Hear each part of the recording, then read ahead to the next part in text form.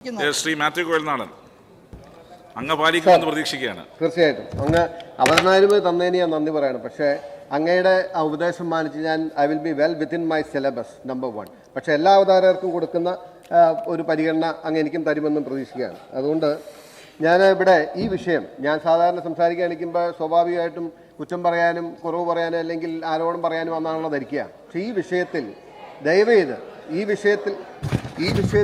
ചെയ്ത് ഞാൻ റിക്വസ്റ്റ് ചെയ്യുന്നു, നമ്മളെല്ലാവരും ചേർന്ന് ഇതിൻ്റെ ഗൗരവം മനസ്സിലാക്കി ചർച്ച ചെയ്യാൻ തയ്യാറായില്ലെങ്കിൽ ഇന്ന് നമ്മളെല്ലാവരും കൂടെ വന്നിരിക്കുന്നത് കേരളത്തിൻ്റെ ഫ്യൂച്ചറിനെ കുറിച്ച് ആലോചിക്കാനും ചിന്തിക്കാനും പറയാനും ഒക്കെ വേണ്ടിയിട്ടാണ്. പക്ഷേ ഇന്നലെ ധനമന്ത്രി പറഞ്ഞപ്പോൾ വളരെ പോസിറ്റീവായിട്ടുള്ള ചില കാര്യങ്ങളൊക്കെ പറഞ്ഞു. ആ സമീപനം പലപ്പോഴും സർക്കാരിൻ്റെ ഭാഗത്ത് ഉണ്ടാവാറുണ്ടോ എന്ന് എനിക്ക് സംശയമുണ്ട്. കാരണം നമ്മൾ കൂട്ടായിട്ട് ആലോചിക്കണമെങ്കിൽ ഏറ്റവും ഗൗരവത്തിൽ ആലോചിക്കേണ്ട ഒരു വിഷയമാണ് എന്നാണ് എനിക്ക് തോന്നുന്നത്. കാരണം ആ സർവേ തള്ളി പറഞ്ഞുകൊണ്ട് കാര്യമില്ല. കാരണം ഈ സർവേ ഗുലാത്തി ഇൻസ്റ്റിറ്റ്യൂട്ടും മറ്റ് മൈഗ്രേഷൻ സർവേ വന്നത് വളരെ നന്നായി എന്നാണ് എനിക്ക് തോന്നുന്നത്. കാരണം 2018 1,29,763 കുട്ടികളായിരുന്നത് 2023 ആയപ്പോൾ 2.5 ലക്ഷം കഴിഞ്ഞു എന്നാണ് അവർ പറഞ്ഞത്. അതിൻ്റെ അകത്ത് ആ സർവേ ഡിസ്പ്യൂട്ട് ചെയ്തില്ല. It's a fact glaring at us. നമ്മളെ തുറച്ചു നോക്കുന്ന ഒരു സത്യമാണ്.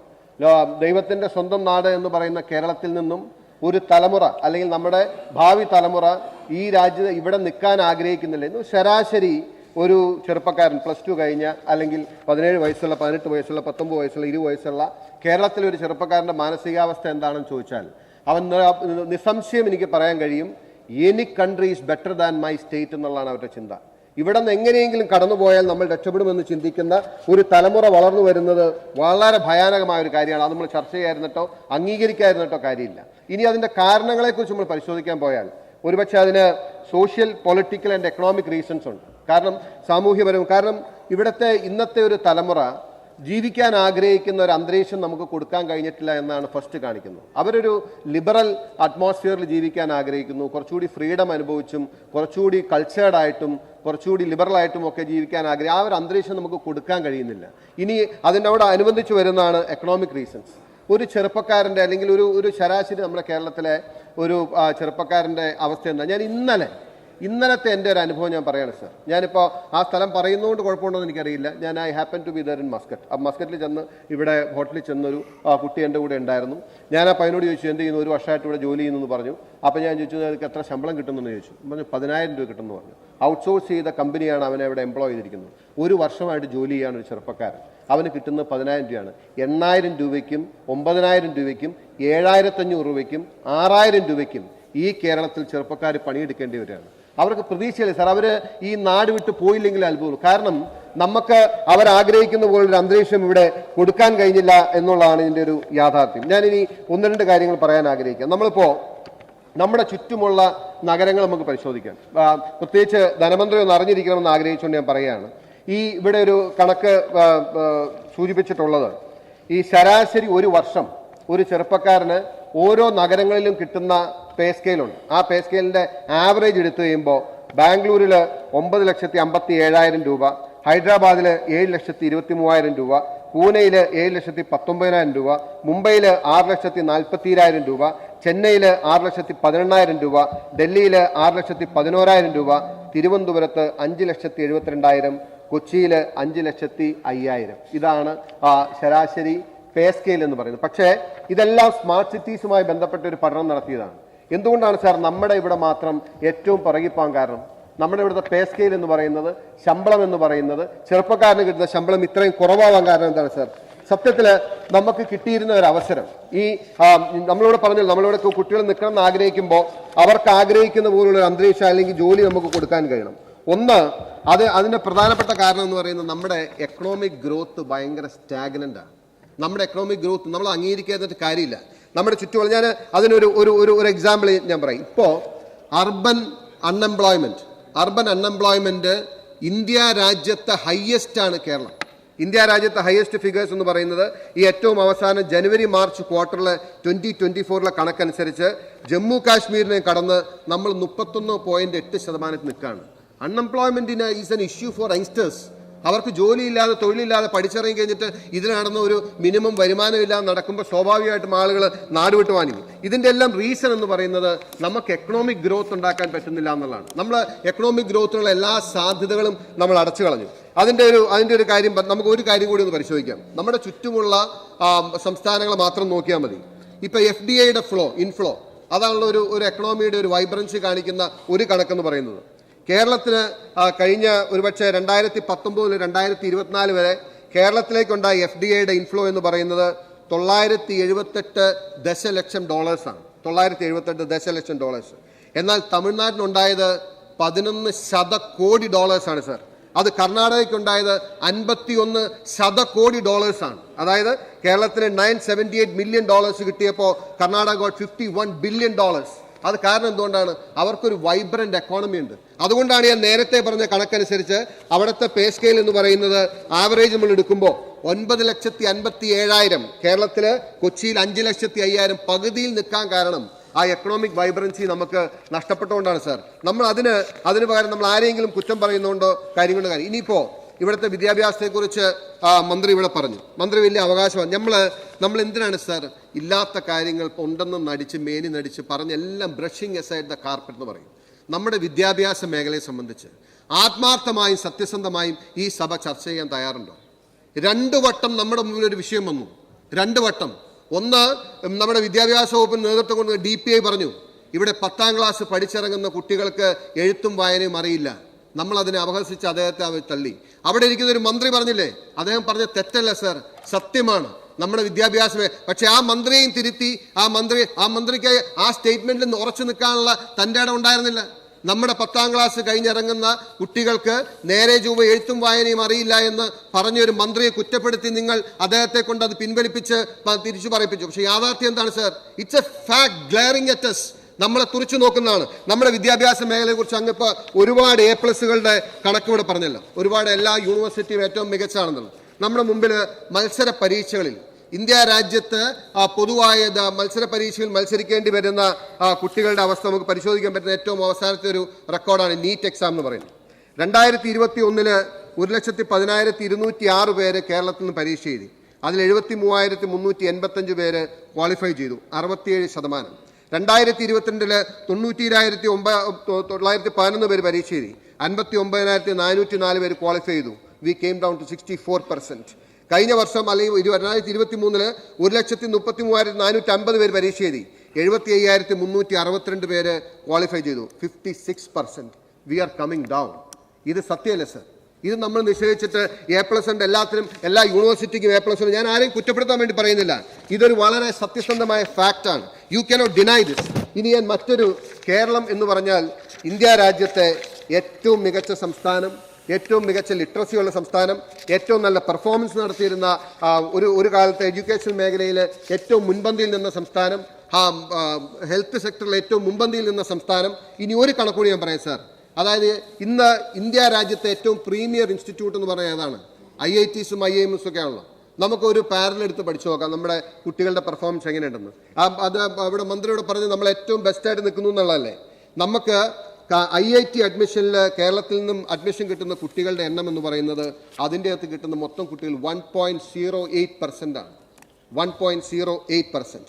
പക്ഷേ ഏകദേശം നമ്മുടെ ഒപ്പം തന്നെ നമുക്ക് കണക്കൂട്ടാൻ പറ്റുന്നതാണ് രാജസ്ഥാനിൽ ഒത്തിരി GE അല്ലെങ്കിൽ IIT കോച്ചിങ് സെന്റേഴ്സ് ഉണ്ടെന്നുള്ള ശരി. അതൊഴിച്ചാൽ സംസ്ഥാനം എന്ന നിലയ്ക്ക് ഒരു കമ്പാരിസൺ ഡ്രോ ചെയ്യാൻ പറ്റുന്ന സംസ്ഥാനമാണ് രാജസ്ഥാനിൽ നിന്ന് കിട്ടുന്നത് 15.82%. ആ സമയത്താണ് കേരളത്തിൽ IITയിലും IIMയിലും 1.08%. What happens? എന്തുകൊണ്ടാണ് സാർ ദേശീയ പരീക്ഷകൾ നമ്മുടെ കുട്ടികൾ പരാജയപ്പെടുന്നത്? നമ്മളിവിടെ സഭയിൽ നിന്ന് നമ്മുടെ യൂണിവേഴ്സിറ്റി ബെസ്റ്റാണെന്ന് പറഞ്ഞിട്ട് കാര്യമില്ല, A+ഉം NACും പ്ലസും പറഞ്ഞിട്ട് കാര്യമില്ല. നമ്മുടെ കുട്ടികൾ പരാജയപ്പെടുകയാണെങ്കിൽ പിന്നിപ്പോവാണ് സാർ. അതിനാണ് നമ്മൾ പരിഹാരം കാണേണ്ടത്. ഇനി ആ കണക്ക് തന്നെ പറയുന്നു, ശരാശരി ഒരു സംസ്ഥാനത്ത് നിന്നും 8 മുതൽ 10% വരെ കുട്ടികൾ IITയിൽ വരുമ്പോൾ കേരളത്തിൽ നിന്നും 1% 1.08%. അതുപോലും നമ്മുടെ കണ്ണു തുറപ്പിക്കില്ലേ? നമ്മൾ യാഥാർത്ഥ്യങ്ങളെ മറച്ചു വെച്ച് വേണമെങ്കിൽ നമുക്ക് മുമ്പോട്ട് പോകാം. കുട്ടികൾ എന്തുകൊണ്ടാണ് പോകുന്നത്?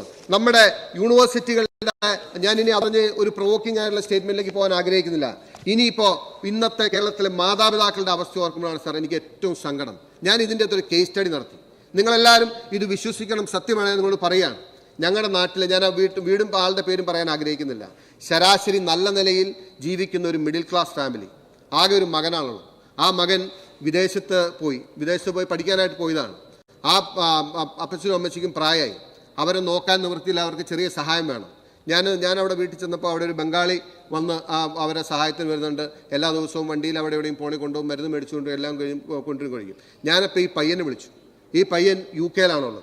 ആ UK-ൽ നിന്നപ്പോൾ ഞാനോട് നീ എന്താ പഠിക്കുന്നതെന്ന് കാര്യങ്ങളൊക്കെ ചോദിച്ചപ്പോൾ അവൻ UK-ലെ ഒരു കെയർ ഹോമിൽ വർക്ക് ചെയ്യാണ് സാർ. ഇവിടെ സ്വന്തം അച്ഛനെയും അമ്മയും ഒരു ബംഗാളിയെ നോക്കാൻ ഏൽപ്പിച്ചിട്ട് UK-ൽ സായിപ്പിന് മരുന്നെടുത്ത് കൊടുക്കുകയും അവരെ കുളിപ്പിക്കുകയും അവരുടെ കാര്യം നോക്കുകയും ചെയ്യുന്ന ഒരു മകൻ അവിടെയുണ്ട്. അച്ഛനോടും അമ്മയോടും സ്നേഹം ഇല്ലാത്തതുകൊണ്ടല്ല. So some reasons, socio economic political reasons ആണ് ആ കുട്ടി ഇവിടെ നിന്ന് പോകാനും അച്ഛനും അമ്മയും വാർദ്ധക്യത്തിൽ ഈ ബംഗാളിയെ ഡിപ്പെൻഡ് ചെയ്ത് ജീവിക്കേണ്ടത്. ഇതാണ് കേരളത്തിൻ്റെ ശരാശരി സാഹചര്യം. ഇതിന് മാറ്റമുണ്ടാകണമെന്നുണ്ടെങ്കിൽ നമ്മുടെ കേരളത്തെ നമ്മൾ റീഡിഫൈൻ ചെയ്യണം. നമ്മൾ പലപ്പോഴും സംഭവിച്ചിട്ടുള്ള കാര്യം എന്ന് പറഞ്ഞാൽ ഞാനത് രാഷ്ട്രീയപരമായി കുറ്റപ്പെടുന്നതെന്ന് ധരിക്കരുത്. നമുക്ക് വരുമായിരുന്ന എക്കണോമിക് ഗ്രോത്തിനുള്ള ഒരുപാട് അവസരങ്ങൾ പ്രത്യയശാസ്ത്ര പിടിവാശി കൊണ്ട് നമ്മൾ നശിപ്പിച്ചാണ് സാർ. ഞാൻ പറഞ്ഞില്ലേ നേരത്തെ ബാംഗ്ലൂരിലെ പേ സ്കെയിലിൻ്റെ കാര്യം, ഹൈദരാബാദിലെ പേ സ്കെയിലിൻ്റെ കാര്യം, ചെന്നൈയിലെ പേ സ്കെയിലിൻ്റെ കാര്യം. എങ്ങനെയാണ് അവർക്ക് സാധിച്ചതെന്നറിയോ? ഇന്ത്യ രാജ്യത്തിന് കഴിഞ്ഞ നാളുകളിൽ കിട്ടിയ ഏറ്റവും വലിയ അവസരം, ഇന്ത്യ രാജ്യം സാമ്പത്തികമായി വളർന്നതിലെ ഏറ്റവും സുപ്രധാനമായ ഘടകം ഞാൻ കൺക്ലൂഡ് ചെയ്യാം sir. Just give me 2 minutes. India രാജ്യം just I am concluding. I don't take much time please. India രാജ്യത്തിന് കിട്ടിയ IT ഔട്ട്സോഴ്സിംഗ് എന്ന് പറഞ്ഞ വലിയ അവസരം ലോകത്തുനിന്ന് മുഴുവൻ വരുമായിരുന്നത് അത് കേരളത്തിലേക്കായിരുന്നു. കേരളത്തെയാണ് ഉറ്റുനോക്കിയത്. ഏറ്റവും പ്രകൃതി രമണീയമായ നാട്, സംസ്കാര സമ്പന്നമായ നാട്, മതേതര സംസ്കാരമുള്ള നാട്, അത്യാവശ്യം ഇംഗ്ലീഷ് നന്നായി സംസാരിക്കാൻ അറിയാവുന്ന ആൾ, ഏറ്റവും കൂടുതൽ IT വിദ്യാഭ്യാസം നേടിയ ചെറുപ്പക്കാരുള്ള നാട്, അത് കേരളത്തിലേക്ക് വരുമായിരുന്നത് ഈ കേരളത്തിൻ്റെ അതിർത്തിയായ കാസർഗോഡും കന്യാകുമാരിയിലും തടുത്തു നിർത്തിയത് ഒരു പ്രത്യയശാസ്ത്ര പിടിവാശിയായിരുന്നു. അത് വഴിമാറി ഒഴുകിയതാണ് സാർ ബാംഗ്ലൂരിലേക്ക്, അത് വഴിമാറി ഒഴുകിയതാണ് സാർ ഹൈദരാബാദിലേക്ക്, അത് വഴിമാറി ഒഴുകിയതാണ് ചെന്നൈയിലേക്ക്. ഇന്ന് 10 വർഷം മുമ്പ് നമ്മൾ കണ്ട ബാംഗ്ലൂർ അല്ല ഇന്നത്തെ ബാംഗ്ലൂർ. ഹൈദരാബാദ് അല്ല ഇന്ന്. ഹൈദരാബാദിൽ എത്ര നാളത്തെ ഹിസ്റ്ററി ഉണ്ട്. But they had grown leap and bound. How? അവർ എക്കണോമിക് ഗ്രോത്തിന് വേണ്ടി നിന്നു. നമ്മൾ പലപ്പോഴും എല്ലാ അവസരങ്ങളും തൊലച്ച് നമ്മൾ ഈ പ്രത്യയശാസ്ത്ര പിടിവാശി കൊണ്ട്, അതുകൊണ്ട് ഇവിടുത്തെ ചെറുപ്പക്കാർ they are socially frustrated, they are economically frustrated, they are politically frustrated. നമ്മൾ ഡിസ്കസ് ചെയ്യുകയും ഡിബേറ്റ് ചെയ്യുന്ന കാര്യങ്ങൾ എന്താണ് സർ? നമ്മളിവിടെ ആർക്കും വേണ്ടാത്ത ജാതിയും മതവും എല്ലാവരും ഈ ലോകം മുഴുവൻ വലിച്ചെറിഞ്ഞ ഇല്ലാത്ത കാര്യങ്ങളും പറഞ്ഞ് നമ്മൾ തർക്കിച്ചുകൊണ്ടിരിക്കുകയാണ്. നമുക്ക് നമ്മുടെ ഒരു ചെറുപ്പക്കാരെ വളർന്നു വരും നമ്മുടെ മക്കളെ നമ്മുടെ കൂടെ നിർത്താൻ കഴിയുന്ന ഒരു അന്തരീക്ഷം ഈ സംസ്ഥാനത്ത് ഉണ്ടാക്കാൻ കഴിഞ്ഞില്ലെങ്കിൽ എന്താണ് സാർ നമ്മൾ നേടാൻ പോകുന്നത്? ഈ ബൈബിളിൽ ഒരു വാചകമുണ്ട്, ലോകം മുഴുവൻ നീ നേടിയാലും നിന്റെ ആത്മാവിനെ നഷ്ടപ്പെടുന്നെങ്കിൽ എന്ത് പ്രയോജനം എന്ന് പറഞ്ഞ മാതിരി അവസാന കാലത്ത് വാർദ്ധക്യത്തിൽ മക്കളുടെ സാന്നിധ്യമില്ലാത്ത മാതാപിതാക്കൾക്കാണ് അതിന്റെ വിഷമം മനസ്സിലാവുള്ളൂ. പക്ഷേ ഇന്ന് കേരളത്തിൽ നമ്മൾ ശ്രദ്ധിക്കേണ്ട കാര്യം, വേണമെങ്കിൽ നമുക്ക് പറഞ്ഞടച്ച് തിരിച്ചു പോകാം, എല്ലാം ഭദ്രമാണെന്ന് പറഞ്ഞ്. But I am telling you everyone, ഈ സ്റ്റേറ്റ് ഓഫ് കേരള കേൾക്കാൻ വേണ്ടി പറയുകയാണ്, we are facing a danger. നമ്മുടെ ചെറുപ്പക്കാർ ഈ നാട്ടിൽ നിൽക്കാതെ പോയാൽ നാളുകളിൽ ഇവിടുത്തെ എന്റർപ്രണർഷിപ്പിന് ആളില്ലാണ്ട് വരും, സ്കില്ലുള്ള ലേബേഴ്സ് ഇല്ലാതെ വരും, ഇവിടുത്തെ ബിസിനസ് ഗ്രോത്തിന് ഓപ്പർച്യൂണിറ്റി ഇല്ലാണ്ട് വരും. അവസാനം വൃദ്ധസദനമായി കേരളം മാറും സാർ. ഈ വിഷയം പ്രാധാന്യമില്ലാത്തതാണെന്ന് അങ്ങ് ധരിക്കരുത്. ഞാൻ വളരെ വിനയത്തോടെ റിക്വസ്റ്റ് ചെയ്യുന്നു, നമുക്ക് എല്ലാവർക്കും ചേർന്ന് ഇതിനൊരു പരിഹാരം കാണണമെന്നുള്ള ആത്മാർത്ഥമായ സമീപനത്തോടുകൂടി ഈ സഭ നിർത്തിവെച്ച് ചർച്ച ചെയ്യാൻ തയ്യാറാണെന്ന് അഭ്യർത്ഥിക്കുന്നു. ശ്രീ മാത്യു ഏതായാലും കാർട്ടൂൺ മാറ്റി വരക്കേണ്ടി വരും. ബഹുമാനപ്പെട്ട മിനിസ്റ്റർ. ബഹുമാനപ്പെട്ട മെമ്പർ ഇവിടെ കേരളത്തെക്കുറിച്ചുള്ള വലിയ ഉത്കണ്ഠകൾ പങ്കുവച്ചു. പക്ഷെ അതിൽ നിന്ന് വ്യത്യസ്തമാണ് കാര്യങ്ങൾ എന്നുള്ളത് ഇവിടെ പറയാൻ ആഗ്രഹിക്കുകയാണ്. നമ്മുടെ കേരളത്തിലെ സിറ്റീസാണ് നമ്മുടെ യുവാക്കൾ ഏറ്റവും ജീവിത ഭദ്രതയുള്ളതായിട്ട് കാണുന്നത് എന്ന് കണക്കുകൾ ഉദ്ധരിച്ചുകൊണ്ട് തന്നെ റിപ്പോർട്ടുകൾ സൂചിപ്പിക്കുന്നുണ്ട്. കേരളത്തിലെ സ്റ്റാർട്ടപ്പ് സംവിധാനമാണ് ഗ്ലോബൽ റാങ്കിങ്ങിൽ ആദ്യത്തെ 5 ഉൾപ്പെട്ടിരിക്കുന്നു എന്നുള്ളത് അഭിമാനപൂർവ്വം ഈ സഭയെ ഞാൻ അറിയിക്കുകയാണ്.